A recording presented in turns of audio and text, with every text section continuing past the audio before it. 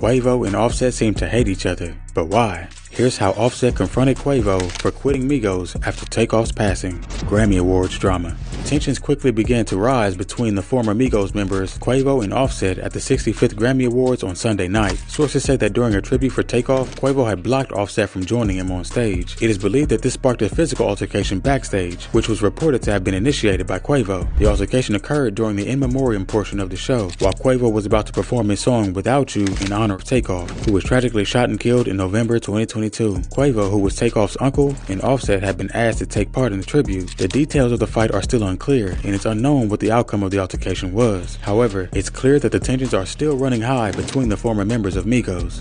Offset's statement.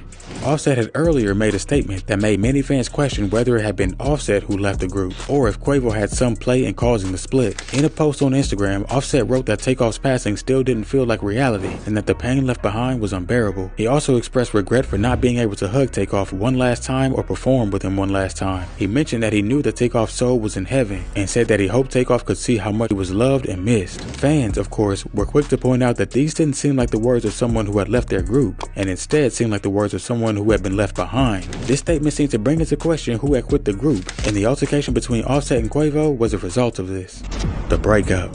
The trio's now famous breakup has been attributed to multiple factors. Some sources have suggested that Quavo and Takeoff were looking to take their music in a different direction, while others have speculated that there were disagreements between Offset and Quavo. Whatever the case, this breakup happening right before Takeoff's tragic passing is something neither Quavo nor Offset will likely get over. Following the duo's album release, Quavo did speak on the matter, attributing the split to loyalty issues. He stated that the trio had always stood on real deal loyalty and that, unfortunately, this wasn't always displayed. He concluded by saying that although the trio was no more, he and Takeoff was still a duo until time told otherwise. Further ramifications.